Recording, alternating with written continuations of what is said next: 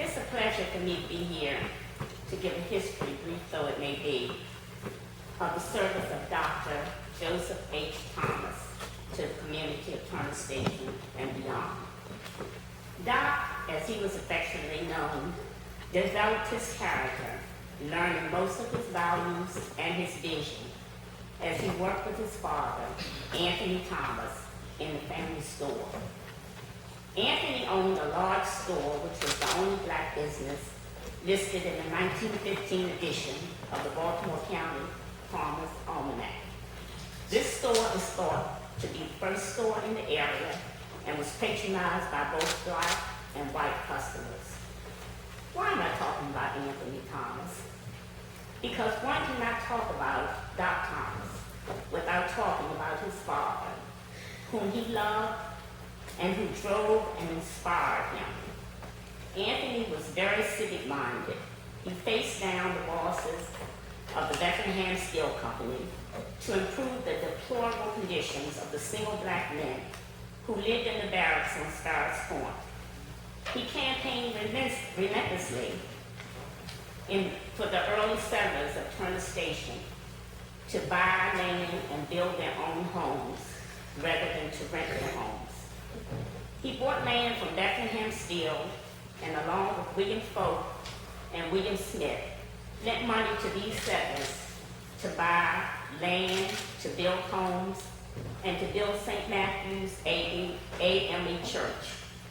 This enterprising venture became the Tuxedo Savings and Loan, a building association, the first in Turner Station and the first in Baltimore County, owned and managed by black men. Anthony Thomas opened the first post office in Turner Station and was its first postmaster. This branch was known as Turner Station, but according to Baltimore County records, Bellevue was actually the postal township. Anthony continued to pursue his business ventures and campaigned for the rights of the underprivileged until his death in 1934. So you see, with a father like Anthony Thomas, Doc Thomas had a solid foundation for serving his fellow man and his community, and had a vision to create, build, and establish. He saw the forest, but he also saw the trees. Most people know of Doc Thomas and various business ventures such as Edgewater Beach and Amusement Park, which was built in 1929 and closed in 1941 due to the war. Doc leased this property from Sparrows Point for $1 a year. This venture included 3 restaurants, a 1,000-seat pavilion, a beach house, and amusement rides. This was a popular site used by churches and civic organizations and schools for fundraisers, and featured such bands as Chick Webb, Count Basie, Gene Krupa, and Earl Fancy Hines, and let us not forget Billie Holiday. The site of the park became the property on which the South Point Senior High School was built in 1947. In 1936, Doc and his wife Flavia, an equally astute business partner whom he married in 1927, added a baseball park to Edgewater. They looked throughout the South for baseball players. As an incentive to come north, he got them jobs at Bethlehem Steel with a liberal league policy so that they could play ball. You'll recognize some of the names of the players they found. George Biggie Williams, Osceola Smitty Smith, and Sonny Knowles. At various times, the team was known as the original Black Sox, the Edgewater Giants, and the Baltimore Braves. I interviewed shortly before his death Vince Shorty Lee of the Negro Baseball League, in which he indicated he played for Doc Thomas in the 1940s.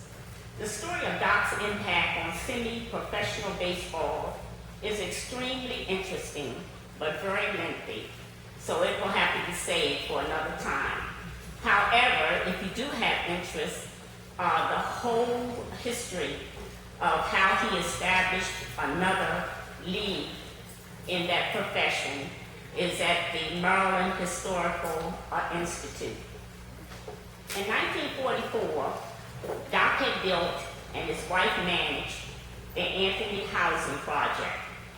These were 12-unit row houses on South Point Road that Doc named after his father, and it was financed by the Thomases at a cost of $60,000. Records of Baltimore County indicated that this was the first black-owned, privately owned housing project in Maryland.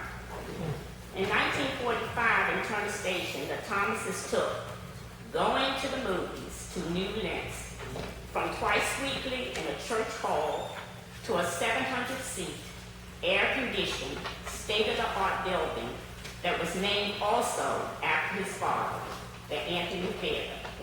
This was as far as we have been able to determine at a cost of $125,000. The first theater, built by a black man, using black labor, black contractors, for black patrons in the state of Maryland. In 1974, Mrs. Thomas gifted this building, which brought a lot of joy and pride to this community, to the Union Baptist Church, which occupies the site today. So that is the building that we're in right now.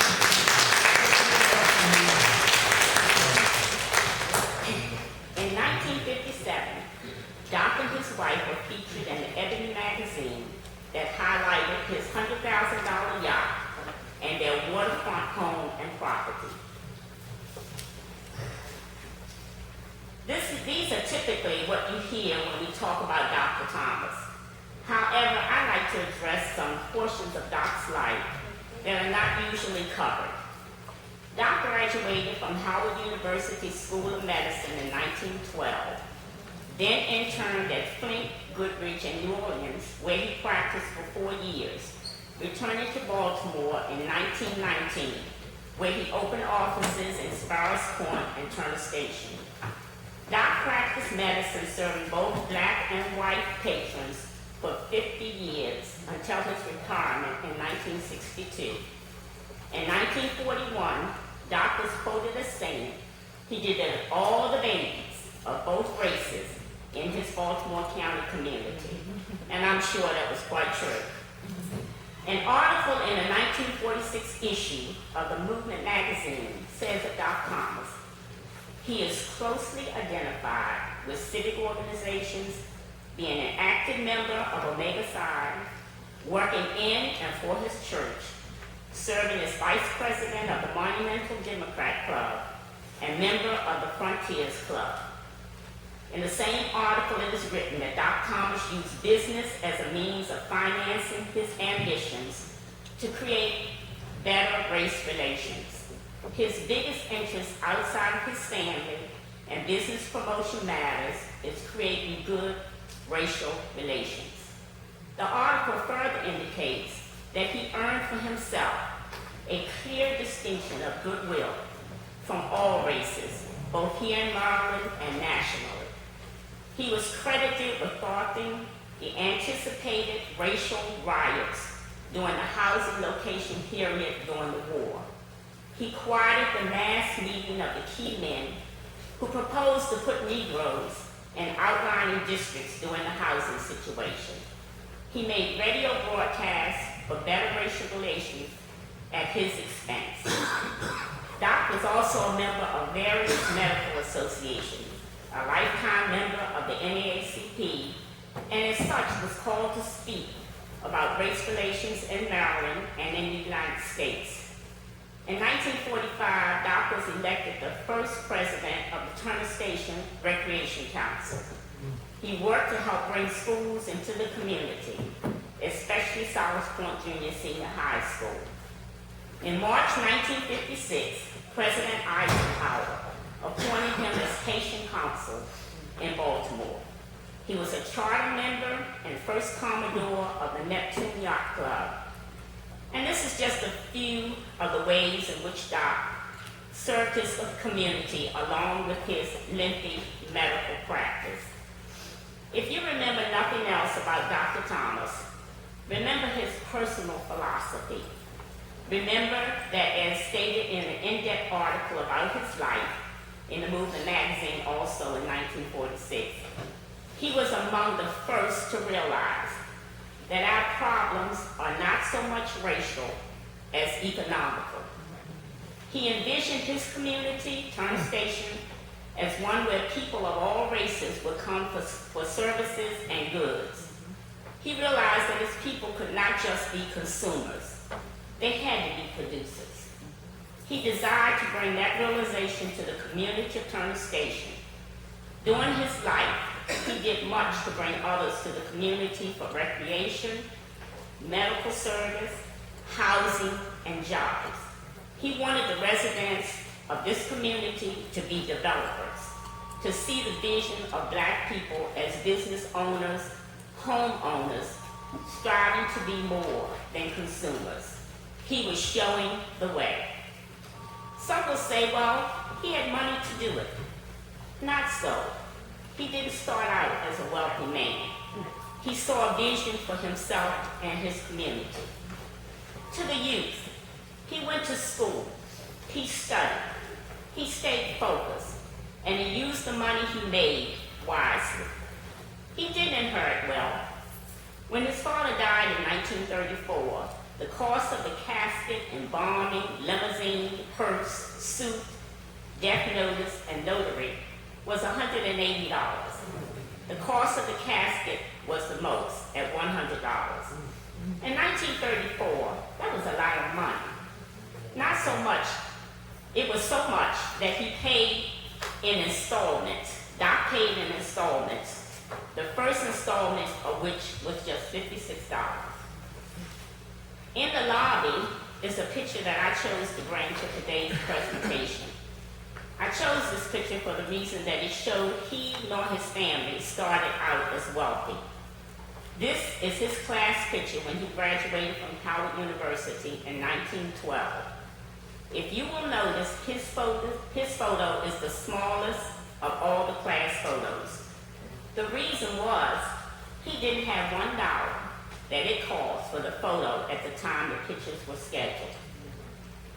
It wasn't part of the history of how he finally got that dollar, but by the time he got it, the photos were arranged and ready for publication.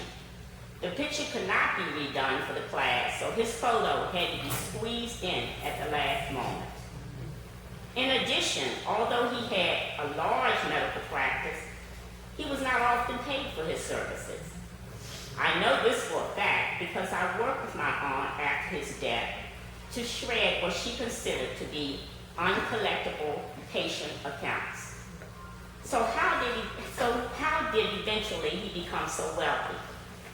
He made the money he had work for him. He took chances, keeping his vision in place. He went where others, unlike him, said he shouldn't tread. You can't bring a beach and amusement park to that community, but he did it. Don't open a movie. You don't know anything about the movie business. You'll lose money. He learned the business, sent his manager to New York to train, and he built it. Why would you build homes? The government is already doing that.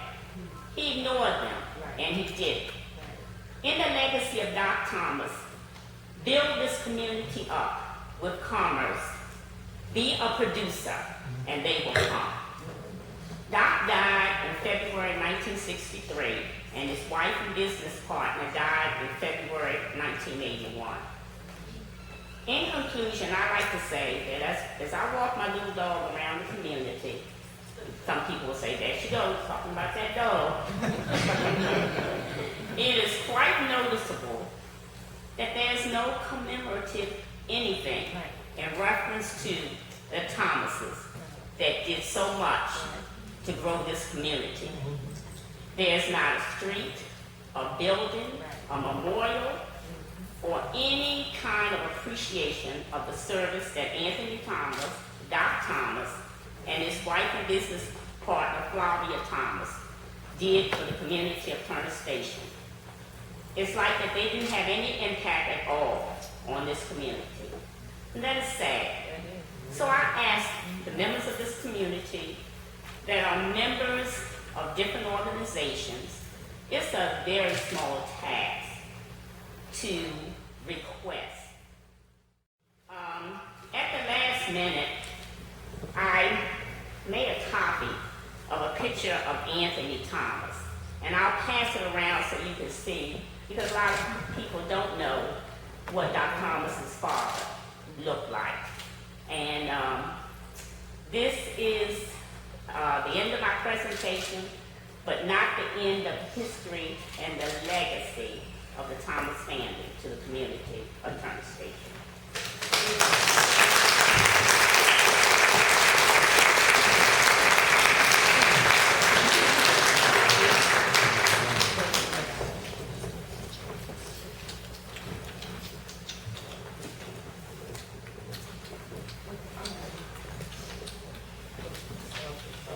Mary, I want to thank you so much for all that information. It was lengthy, but it was necessary, and you're absolutely right about no monument or nothing has been erected in Dr. Thomas's name or his accomplishments for Turner Station. And he delivered 2 of my 7 children. He was a wonderful, wonderful, wonderful man. And in the Bible, it's in Ephesians, I think it's 10:19. Money answereth all things. Money answereth all things. I know people have a habit of saying, money is evil, money is this, but I'm telling you, without money, you can't do anything. And let's get together in our mind and put some action into what can we do to have something erected or street named after Dr. Joseph Thomas. Mary, again, I want to thank you for all that you might say it has nothing to do with reflection or the Henrietta Locks. Yes, it does. Yes, it does. So take all that in, and if Mary will share some of her information on paper with people, I'm quite sure she will. Talk to Mary. Thank you so much.